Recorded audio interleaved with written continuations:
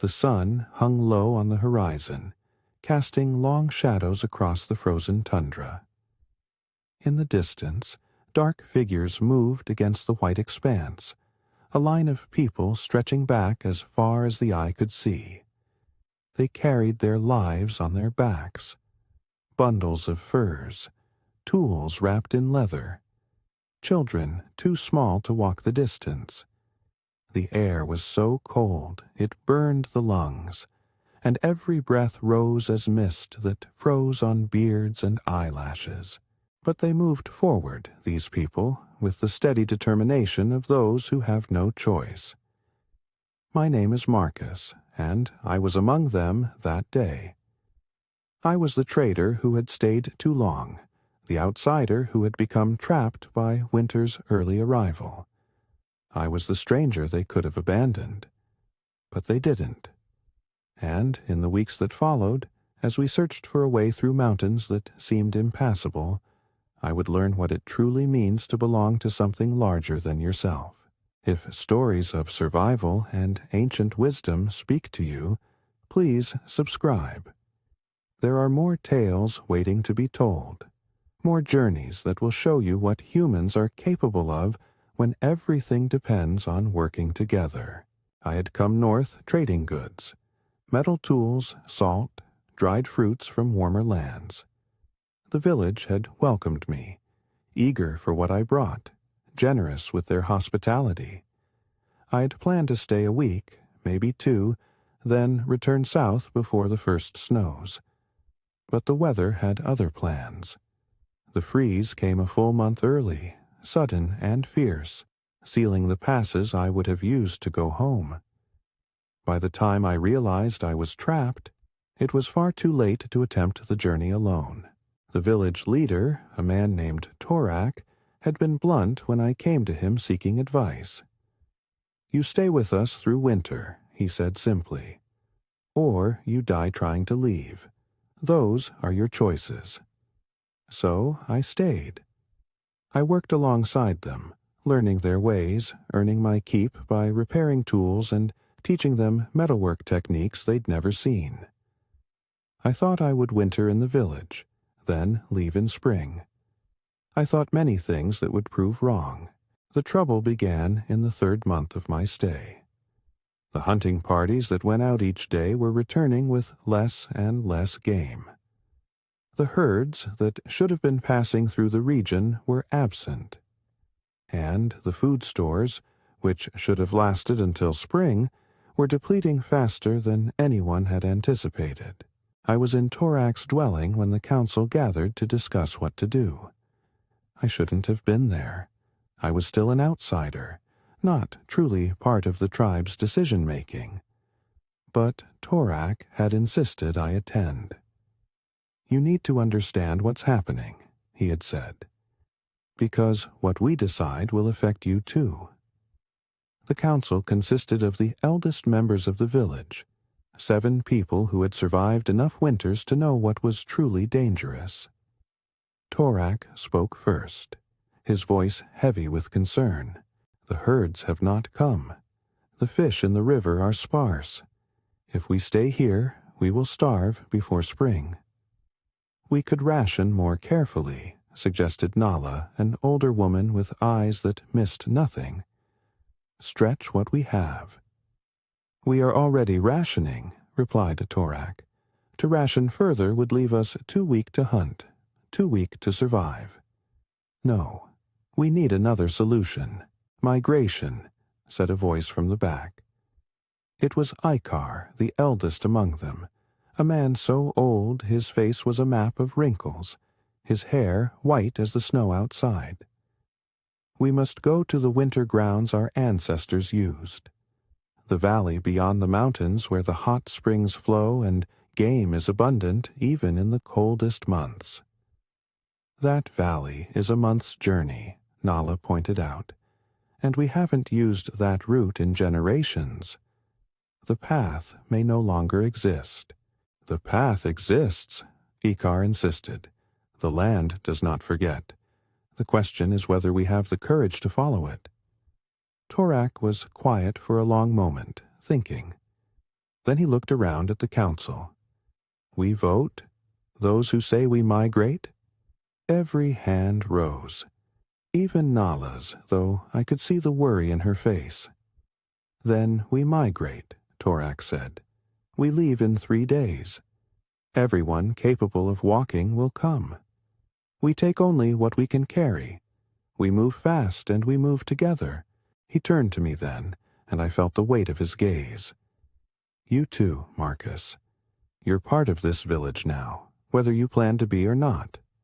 We go together or we die separately. I nodded, throat tight. I had no other option.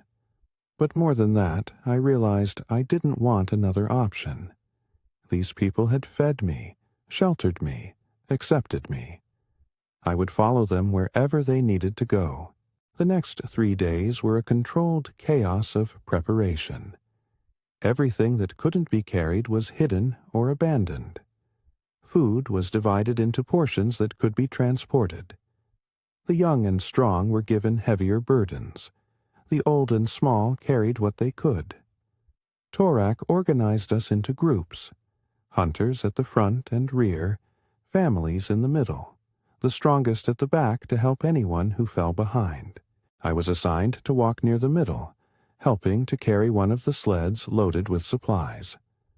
My partner in this was a young man named Captivate, who had befriended me early in my stay. He was close to my age, quick to laugh, and one of the tribe's best trackers. Have you ever done anything like this? I asked him as we prepared the sled on the morning of departure. Never, he admitted. But my grandfather did when he was young. He told me stories about the migration, about the valley beyond the mountains. He said it was paradise compared to here. And the path to get there? Kavik's smile faded. Dangerous. But what choice do we have? None, I thought. We had no choice at all. We left at dawn, a line of nearly 200 people stretching across the frozen ground. The children were quiet, sensing the seriousness of the moment. The adults moved with grim determination. And at the head of the column, Torak led us north and west, toward mountains that loomed against the pale sky like the teeth of some enormous beast. For the first 2 days, the journey was hard but manageable. We followed old trails, marked by stones and remembered by the elders. We camped at night in the lee of hills, huddling together for warmth, eating sparingly from our stores. And each morning we rose and continued, always moving toward those distant mountains. On the 3rd day, we reached the foothills. The terrain became rougher, the climbing more difficult. The sleds had to be dragged up slopes, requiring multiple people pulling together. My shoulders ached from the effort. My hands were raw despite the leather gloves I wore. But around me, others worked just as hard, and no one complained. We were in this together. That night, as we made camp in a narrow valley between steep slopes, Ikar came to sit by the fire where Kavik and I rested. The old man moved slowly, but his eyes were bright and alert. Tomorrow, he said without preamble, we begin the true test. Tomorrow we must find the path. You said you knew where it was, Kavik said, concern in his voice. I know where it should be, Ikar corrected. But it has been 50 years since my father showed it to me. I was young then, and the land can change in half a century. What exactly are we looking for? I asked. Ikar's eyes went distant, remembering. A passage. A gap in the mountains that looks like solid rock from a distance. You can only see it when you're close, when the angle is right. My father called it the hunter's secret, because only those who knew of it could find it. And if we can't find it? Kavik asked the question we were all thinking. Then we must go over the mountains instead of through them, Ikar replied, which will take twice as long, exhaust us, and quite possibly kill the weakest among us. He poked at the fire with a stick. So we had better find it. I lay awake long after the others had fallen asleep, thinking about what awaited us. A secret passage that might not exist anymore. Mountains that could kill us if we chose the wrong path. And 200 people whose survival depended on finding a way through. The weight of it was crushing, but there was nothing to do but keep moving forward. The fourth day began with Torak gathering the best scouts, Kavik among them, to range ahead, searching for the passage Ikar had described. The rest of us continued our advance, slower now, waiting for word from the scouts. I walked beside a woman named Sura, who carried her infant son in a sling against her chest. She was young, perhaps 20 winters, and her face showed the strain of the journey. "How are you managing?" I asked her during a brief rest. "I manage because I must," she replied simply. Then she smiled slightly. "And because there is no other option. My son needs to survive, so I will get him to the valley no matter what it takes." It was the same determination I saw in everyone. They would do whatever was necessary because the alternative was death. And they would help each other do it, because alone none of them stood a chance. Around midday, Kavik came running back to the column. His face was flushed with exertion and hope, excitement. Torak called a halt and went to meet him with Ikar and several others following.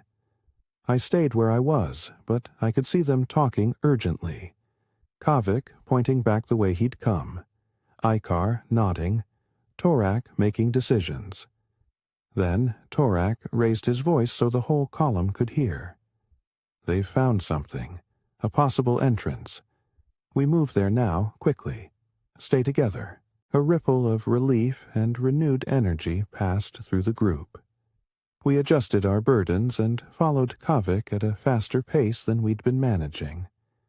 After perhaps an hour of hard walking, we came to a cliff face that seemed to stretch unbroken to the sky. "I don't see it," someone muttered behind me. "Wait," Ikar said. He moved forward, past Kavik, studying the rock with ancient eyes. He walked along the base of the cliff, back and forth, then stopped. "Here, look here." What I had taken for a shadow in the rock was actually a gap. Narrow and dark, barely wider than a person with arms outstretched. From even a short distance it was invisible, just another fold in the stone. But up close, I could see it extended back into darkness, a passage through the mountain. "This is it," Ikar breathed. "The hunter's secret. After all these years, it's still here."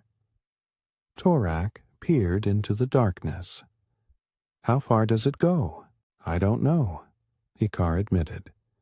"My father and I never went all the way through, but he said it opened onto the other side of the mountain, into a gentler land where the journey to the valley would be easier." "Then we go through," Torak decided. He began giving orders immediately. "Torches. We'll need light. Leave anything that won't fit through the gap. We can't take the sleds. Redistribute the loads to what people can carry on their backs. Move quickly but carefully. This is our way through." The next hours were organized chaos as we repacked everything, abandoning the sleds we'd worked so hard to pull, taking only what was essential. It was hard to leave behind tools and supplies, but the choice was simple. Fit through the passage or die trying to go over the mountains. As the sun began to set, we were ready. Torak lit the first torch and entered the passage. The rest of us followed, single file, stepping from the fading light into complete darkness, broken only by the flickering flames of our torches. The passage was claustrophobic. The walls pressed close on both sides, and in places the ceiling was so low we had to duck. The stone was cold and damp, and the air smelled of earth and ancient darkness. Behind me, I could hear a child crying, quickly hushed by his mother. Ahead, the line shuffled forward slowly, carefully. We had entered the heart of the mountain, and there was no turning back. We walked through darkness for what felt like hours. Time became strange in the passage, with no sun or stars to mark its passage. The only reality was the torch flame ahead, the stone walls pressing close, the sound of footsteps echoing strangely in the confined space. After a time, the passage began to widen. The ceiling rose higher. The sense of crushing confinement eased slightly, and then gradually I became aware of a change in the air. It was moving, flowing past us rather than sitting still and stale. There was a draft, which meant an opening. Torak's voice came from ahead. There's an opening. The line surged forward, everyone eager to be out of the suffocating darkness. We emerged into twilight. The sun had set while we were in the passage, onto a broad ledge overlooking a valley that stretched away into the distance. Even in the dim light, I could see it was different from the land we'd left behind. Gentler slopes, patches of scrub vegetation poking through the snow, and in the distance, a dark line that might have been trees. Real trees, not just the stunted bushes we'd had near the village. We made it through, Kavik said beside me, his voice full of wonder. The passage was real, but Icar was shaking his head. Through the mountain, yes, but we're still 2 weeks from the valley, maybe more. This is just the beginning. He was right, of course. We had conquered one obstacle, but the journey was far from over. Still, as we made camp on that ledge, as people settled with visible relief at having escaped the crushing darkness of the passage, there was a sense of accomplishment. We had done something together that none of us could have done alone. That night, as I sat by the fire with Kavik and several others, I heard Sura singing softly to her child. It was a lullaby in her language, and though I didn't understand the words, the melody was beautiful and sad and hopeful all at once. Others picked up the tune, humming along, and for a moment the harshness of our situation faded. We were still human, still capable of beauty and connection. That's an old song, Kavik said quietly. My grandmother used to sing it. It's about the journey of life, about moving from one place to another, about finding home wherever you're loved. I thought about that as I lay down to sleep, about home being where you're loved rather than where you're born. And I wondered if maybe I was finding a new home with these people, on this desperate migration through a frozen land. The next days established a rhythm. We woke at first light, ate sparingly, packed our camp, and walked. Always walking, always moving forward. The land on this side of the mountain was indeed gentler than what we'd left behind, but it was still harsh, still dangerous. The cold was relentless. The snow was deep, and our food stores were dwindling faster than anyone wanted to admit. On the 7th day after passing through the mountain, disaster struck. A hunting party that had gone out ahead to search for game failed to return at the expected time. As the hours passed and darkness fell, worry turned to fear. 4 men were missing, including one of Torak's cousins.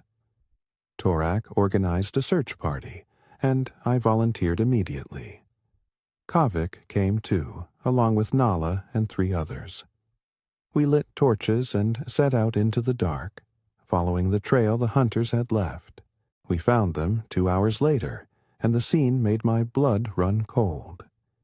They had fallen into a hidden ravine, concealed by snow that had looked solid but was actually just a thin crust over empty air. 3 of them had managed to climb out and were huddled nearby, half frozen but alive. The 4th, Torak's cousin, was still at the bottom, unconscious or dead. We couldn't tell from above. "We need rope," Nala said immediately. "And more light. Someone run back to camp." One of the searchers sprinted away while the rest of us worked to help the 3 survivors. They were in bad shape. Bruised, bleeding, hypothermic. We wrapped them in furs and got them moving, knowing that staying still meant death. When the runner returned with rope and more help, including Torak himself, we worked out a plan to reach the man at the bottom of the ravine. Torak wanted to go down himself, but Nala stopped him. "You're the leader. We can't risk you. Let me go. I'm lighter, and I know how to check for injuries." There was a brief argument, but Nala won. We secured the rope around her, and slowly, carefully, we lowered her into the darkness. The minutes that followed were agonizing. We could hear her moving around down there, could hear her voice but not make out the words. Then, finally, "He's alive. Badly hurt but alive. Send down something to strap him to so we can pull him up." It took 3 more hours to get both Nala and the injured man out of the ravine and back to camp. By the time we arrived, dawn was breaking and the whole camp was awake and worried. The medicine woman, an older woman named Ina, took charge of the injured man immediately, while the 3 who had climbed out themselves were tended to by others. I collapsed by a fire, exhausted beyond anything I'd felt before. Kavik dropped down beside me, and we sat in silence for a while. "That could have been any of us," he finally said. "One wrong step and—" "But it wasn't," I replied, "and we got them out. All of them. Because we worked together." He nodded. "That's the only way to survive out here. Together. Always together." Over the following days, as we continued our journey, I noticed a change in how the tribe treated me.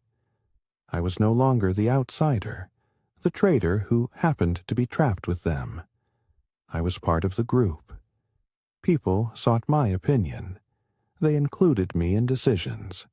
They treated me as one of them. It was Torak who finally made it explicit.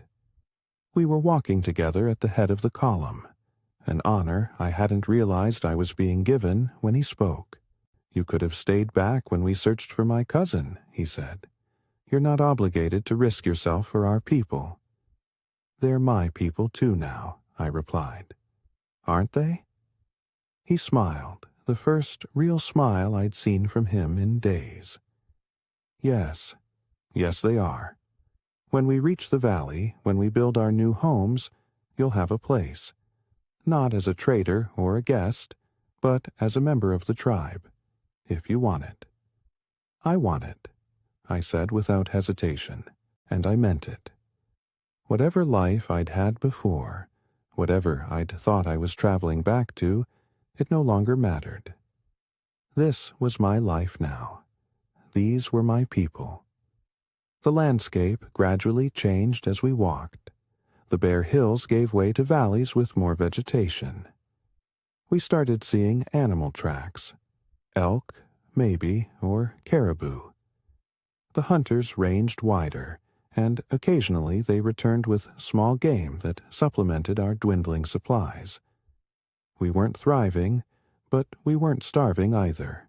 On the 10th day after the mountain passage, we crested a rise and Ikar let out a sound of joy. Ahead of us, perhaps a day's journey away, we could see steam rising from the ground. Hot springs, dozens of them, scattered across a broad valley. And around the springs the land was green. Actual green in the middle of winter. "The valley," Ikar breathed. "After all this time, we've found it." A cheer went up from the column. People embraced, laughed, cried with relief. We had made it. Against all odds, we had survived the journey. That final day of walking was the easiest despite everyone's exhaustion. We could see our destination now, could imagine warmth and plenty. And when we finally descended into the valley itself, when we felt the warmth rising from the hot springs, when we saw the herds of elk grazing peacefully in the lush grass that grew around the warm water, it felt like arriving in another world. We made camp that night with a sense of celebration despite our exhaustion. There was food here, real food, abundant food. The hot springs provided warmth even in the depths of winter. This was a place where we could not just survive, but thrive. As the tribe gathered around the fires that night, Ikar stood to speak. His voice was strong despite his age, carrying across the gathered people. "We have completed the journey our ancestors made," he began. "We have walked through hardship and danger. We have lost much, but we have gained more. We have proven that together there is no obstacle we cannot overcome." He paused, looking around at all of us. "This valley will be our home now. We will build here. We will hunt here. We will raise our children here. And we will remember the journey that brought us here, so that future generations know the price of survival and the value of community." There was solemn agreement from everyone. We had learned hard lessons on this migration. We had learned that survival required cooperation, that strength came from unity, that no one could make it alone. And I had learned that home wasn't a place. It was people. It was belonging. It was being part of something larger than yourself. The weeks that followed were busy ones. We explored the valley thoroughly, finding the best places to build, the best hunting grounds, the best fishing streams. We began constructing shelters using materials we found: wood from actual forests, stone from the valley walls, earth that wasn't frozen solid. I worked alongside everyone else, and I found that my skills as a trader translated well to organizing supplies and coordinating work teams. I became the keeper of inventory, tracking what we had and what we needed, planning for the future. Kavik and I grew even closer during this time. He taught me to track game properly, to read the land the way his people did. In return, I taught him some of the mathematics and record-keeping I'd learned as a trader. We became brothers in all but blood, trusting each other completely. Sura's baby thrived in the warmth of the valley, growing chubby and happy. She named him Torak, after the leader who had brought us all safely here, and the original Torak was deeply moved by the honor. And Torak's cousin, who had fallen in the ravine, recovered slowly but fully. He walked with a limp now, but he was alive and grateful. He became one of my closest friends, always crediting me with his survival, though I'd only been one of many who helped pull him out. Months passed. The harsh winter outside the valley meant nothing to us in our warm paradise. We ate well, we rested, we healed from the trauma of the journey, and we began to truly believe we would survive, that we had found a place where life was possible.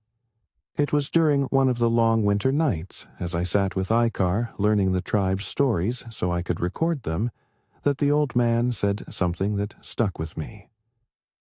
"You know why we survived when other migrations have failed?" he asked. "Why?" "Because we didn't just take the strong and leave the weak. We brought everyone, the old, the young, the injured. We slowed down for those who couldn't keep the pace. We shared equally even when there wasn't enough. And because of that, because we stayed together, we all made it." He poked at the fire, his ancient eyes reflecting the flames. Strength isn't in the individual, Marcus. Strength is in the bonds between individuals. A rope is stronger than any single thread, no matter how thick that thread is. We are a rope, and we will not break. I thought about that often in the days that followed, about being part of a rope, a chain, a community, about how my life had been transformed by being included in something larger than myself. As spring approached and the world outside the valley began to thaw, we had a decision to make. The journey back to our old village was possible now. Some people wanted to return, to reclaim what we'd left behind. Others wanted to stay in the valley permanently. Torak called a council, and this time I was included as a full member. We discussed the options thoroughly, weighing the benefits and risks of each choice. In the end, we decided to split. Some would return to the old village. It was good land despite the hard winter, and abandoning it entirely seemed wasteful. Others would stay in the valley year-round, and we would maintain contact between both settlements, trading goods and information, supporting each other. I chose to stay in the valley. It had become my home in a way the old village never quite had. Here, I had proved myself. Here, I belonged completely. But before the group that was returning left, we held a ceremony. Ikar led it, speaking words in the old tongue that I was only beginning to understand. We marked stones with symbols representing our journey, the mountain passage, the valley, the unity that had saved us. These stones would be placed at key points along the route so that future travelers would know the way, and then Ikar did something unexpected. He called me forward and presented me with a carved bone pendant, a symbol used by the tribe to indicate full membership, full acceptance. "You came to us as a stranger," he said, his voice carrying to everyone assembled. "But you proved yourself on the journey.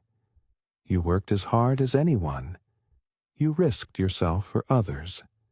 You learned our ways and honored them. You are no longer Marcus the trader. You are Marcus of the Valley people. You are one of us." I couldn't speak. I simply bowed my head as he placed the pendant around my neck, and I felt the weight of it settle against my chest. The weight of belonging. The weight of home. Years passed. The valley community grew and prospered. We had children. I married Kavik's sister, a strong woman named Lyra who had been widowed on the journey. We built a true village, not just temporary shelters. We developed trade routes between our valley and other settlements, including the old village. We thrived, but we never forgot the journey that brought us here. Every year, on the anniversary of the day we first entered the valley, we would gather and tell the story. The children would listen wide-eyed as the elders described the desperate migration, the secret passage, the challenges overcome, and every year I would contribute my part of the story, about being an outsider who became an insider, about learning what true community meant, about discovering that the greatest wealth wasn't in goods or trade, but in the bonds between people. Torak lived many more years, leading us with wisdom and strength. When he finally passed, peacefully in his sleep at a great age, the whole valley mourned. But his legacy continued in the community he had saved, in the values he had taught us, in the story of the migration that would be told for generations. Ikar, too, eventually passed to join his ancestors. But before he died, he made sure that I had learned all the old stories, all the ancient knowledge. "You're the record keeper now," he told me. "Not just of goods and supplies, but of our history, our wisdom, our ways. You must ensure nothing is lost." I took that responsibility seriously. I taught the children to read and write, using methods I'd learned in my trading days. I recorded the tribe's stories, their knowledge of plants and animals, their understanding of the land. I made sure that what Ikar and his generation knew would not die with them, and I taught my own children, 3 sons and 2 daughters, to value community above all else. To understand that we survive together or we don't survive at all. To know that strength comes from unity, not from individual power. Kavik remained my closest friend throughout all those years. We hunted together, worked together, raised our families side by side. He became the tribe's lead scout, teaching the next generation how to read the land, how to find game, how to navigate safely. And his children and mine played together, grew together, became as close as siblings. The valley continued to provide for us year after year. The hot springs never failed. The herds returned each season. The land gave us everything we needed, and we learned to take only what we required, to manage the resources carefully, to think of future generations. Sometimes, in the quiet moments, I would think about the life I'd left behind. The trading routes I'd traveled, the cities I'd seen, the comfortable but lonely existence I'd known before I became trapped in the north. And I would feel only gratitude that I'd been caught by that early winter, that I'd been forced to stay, that I'd been given the chance to find this life, because this was real. The people around me were real. The connections we shared were real. Everything else, the goods I'd traded, the profit I'd sought, the individual success I'd chased, seemed empty by comparison. Epilogue. The sun rose over the valley, its light catching the steam from the hot springs and turning it golden.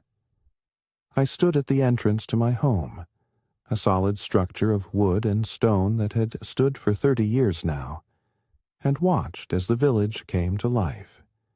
Children emerged to play. Adults headed to their work.